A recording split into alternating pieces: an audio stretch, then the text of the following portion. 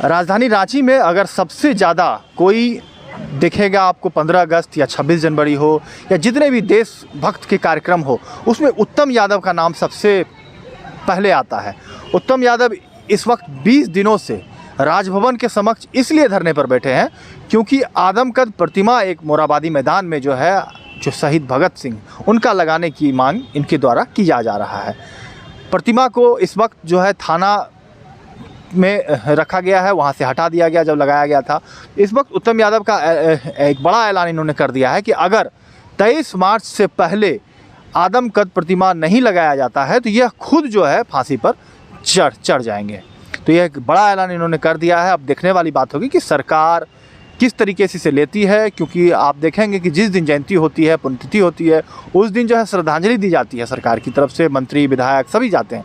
लेकिन एक आदमकद प्रतिमा लगाने के लिए आखिर इतनी जो है मशक्क़तों का सामना इन्हें क्यों करना पड़ रहा है, यह सीधे इन्हीं से जानते हैं। और आखिर यह मांगे अगर नहीं पूरी होगी तो आगे इन क्या जो यह बड़ा ऐलान कर दिया कि फांसी में खुद लटक जाएंगे।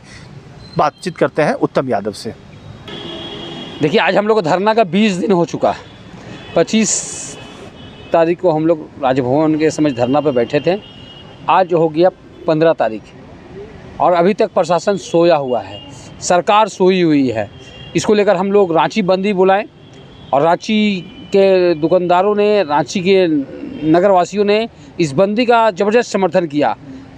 अधिकांश लोग अपनी प्रतिष्ठान को बंद करके इस बंदी का समर्थन किया और सरकार और प्रशासन को जगाने में राष्ट्रीय शक्ति के सदस्यों को एक सहयोग किया। ऑटो बंद, बस बंद, यहाँ तक कि फल वाला ठेला आपको बंद मिलेगा। उसके बावजूद प्रशासन अभी तक जागा नहीं है, अभी तक सोया हुआ है। तो इसलिए उसको आवाज़ उनकी कानों तक कैसे पहुँचे, उसकी आवाज़ को ज़बरदस्त रूप से हमको लगता है कान में पहुँचाना होगा। इसलिए जो लोकतंत्र में जो धरना प्रदर्शन का जो अपना अधिकार होता है, उसी माध्यम से पिछले हम लोग 20 दिन से यहाँ धरना पे बैठे हैं। लेकिन अब अभी तक प्रशासन और सरकार जागी नहीं है।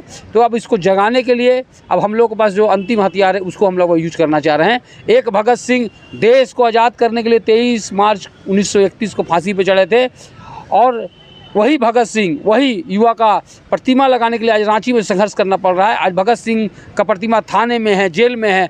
उन्हें उन प्रतिमा को थाने से छुटाने के लिए सम्मानपूर्वक स्थान दिलाने को लेकर 23 मार्च को उनके शहादत दिवस पर मैं उत्तम यादव फांसी पर चढ़ने का ऐलान किया हूं, क्योंकि अब थक गए हैं। अब भगत सिंह का अपमान देखा नहीं जाता है। जिस भगत सिंह को देश के एक नौजवान, देश के 140 करोड़ देशवासियों उनको सम्मान करता है, उस भगत सिंह का अपमान अब बर्दाश्त से बाहर है। आम आदमी जिसका कोई अस्तित्व नहीं, उसका प्रतिमा शहर में लगा दिया जाता है, लेकिन जिसका प्रतिमा लगना चाहिए। हम लोग क्या पाप किए हैं? जो काम